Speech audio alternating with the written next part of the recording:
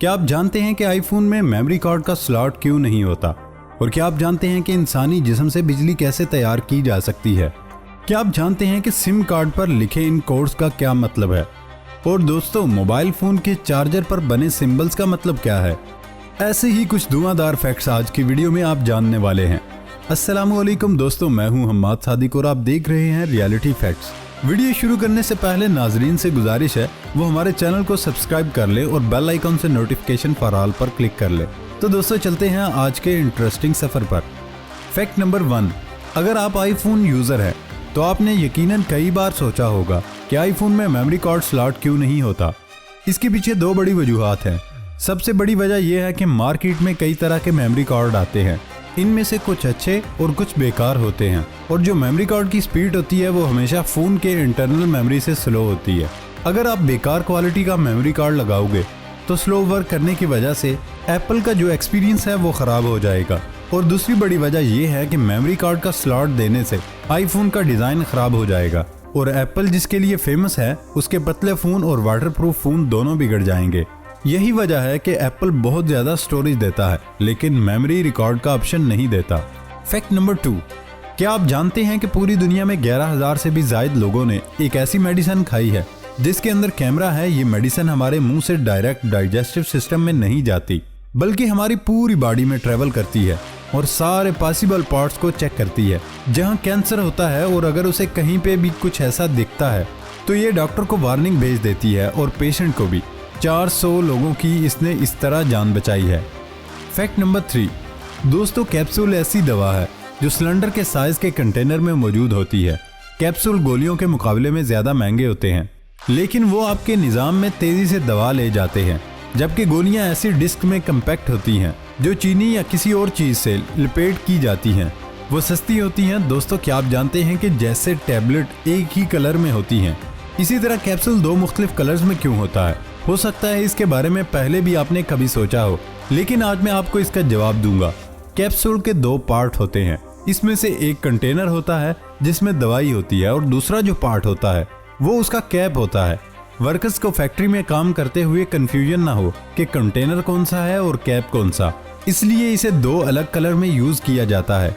और उसके पीछे एक और रीजन है। जो कलर होता है वो इंसान को साइकोलॉजिकल तौर पर बहुत ज्यादा इफेक्ट करता है। बाज़ औक़ात जानबूझकर ऐसे कलर इस्तेमाल किए जाते हैं जो स्पेसिफिक बीमारी पर पेशेंट को काम फील कराए और बीमारी से ठीक होने में हेल्प करे। फैक्ट नंबर 4, दोस्तों, क्या आप जानते हैं कि जो क्रैब होते हैं उनके टीथ उनके स्टमक में मौजूद होते हैं जो कि फूड को चबाने का काम करते हैं। लेकिन बात अगर घूस्ट क्रैब की जाए तो बहुत ही दिलचस्प बात सामने आती है। असल में दोस्तों, घूस्ट क्रैब अपने टीथ का इस्तेमाल खाना चबाने के साथ साथ अपने एनिमीज को डराने के लिए भी करते हैं। असल में दोस्तों, क्रैब अपने दांत को तेज स्पीड के साथ एक दूसरे से टकराना शुरू कर देते हैं, जिसकी वजह से उनके स्टमक से एक बेहद ही यूनिक साउंड प्रोड्यूस होती है जिसको सुनकर उनका एनिमी फौरन ही डर कर भाग जाता है। आइए सुनते हैं इसकी अमेजिंग आवाज।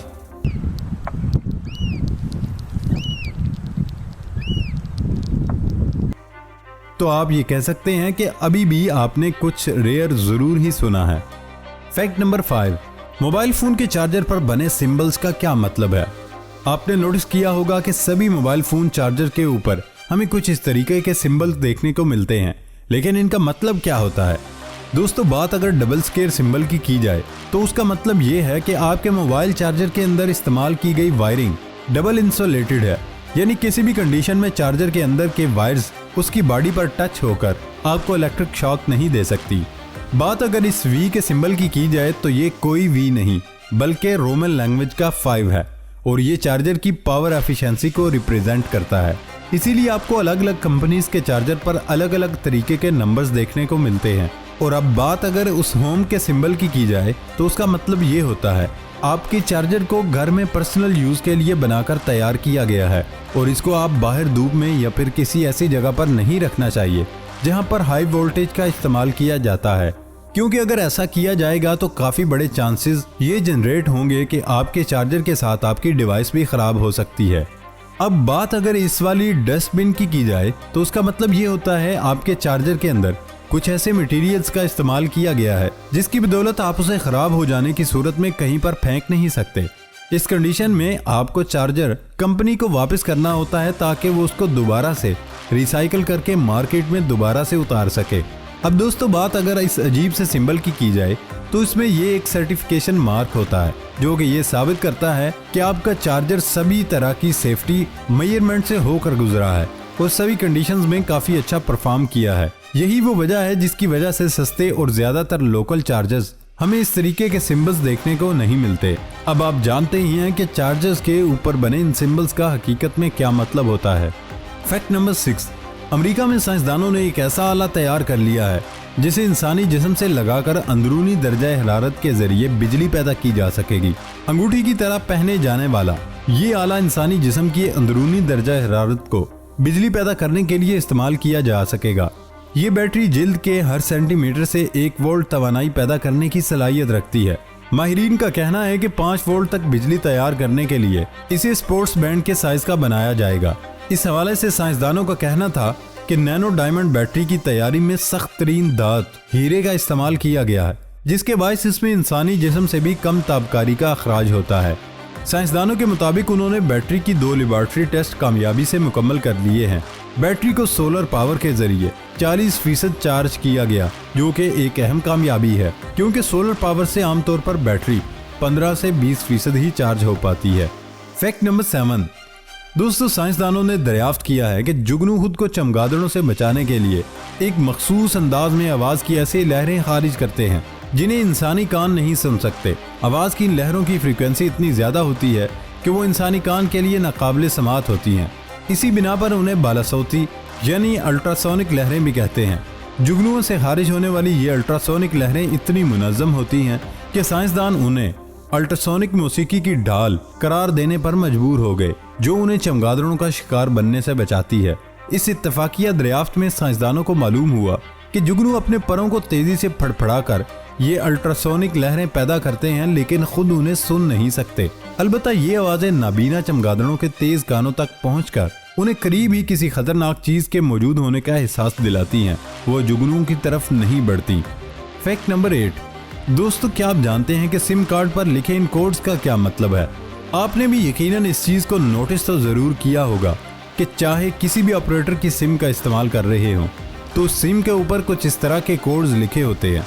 लेकिन क्या आपने कभी सोचा कि आखिर सिम के ऊपर ये कोड करते क्या है? असल में दोस्तों कोड को इंटीग्रेटेड सर्किट कार्ड आईडी के नाम से जाना जाता है और इन कोड्स की मदद से किसी भी सिम को देखकर बेहद आसानी से पता लगाया जा सकता है कि ये सिम किस इंडस्ट्री से, किस कंट्री से और कंट्री में किस लोकेशन से बिलोंग करती है। फॉर एग्जांपल टेलीकॉम इंडस्ट्री का कोड 89 होता है और अब सभी सिम्स इस इंडस्ट्री से बिलोंग करती है, तो सभी सिम्स के शुरू में 8-9 डिजिट होते हैं। इसके बाद 2 डिजिट कंट्री के कोड को रिप्रेजेंट करते हैं। जैसे सिम अगर पाकिस्तान की है तो उस पर 92 लिखा होगा और अगर सिम इंडिया की है तो उस पर 91 लिखा होगा। यूएसए की है तो उस पर 01 लिखा होगा।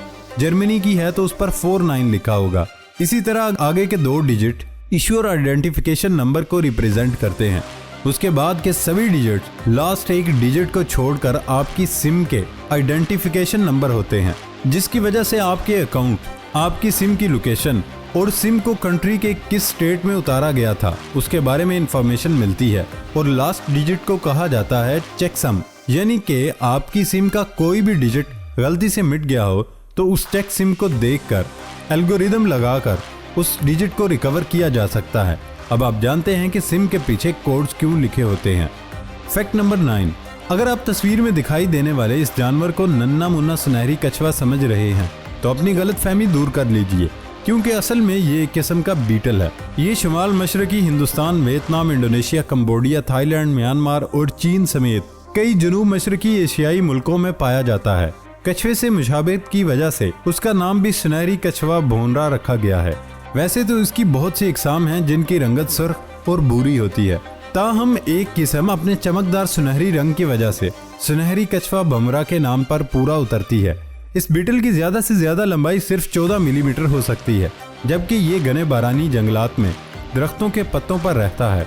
दिलचस्पी की बात यह है कि इस बीटल का जिस्म सुनहरा होता है, जिसके इर्द गिर्द सख्त और शफाफ परों का खोल होता है, जो उसे परिंदों और बड़े कीड़ों से बचाने में मदद देता है।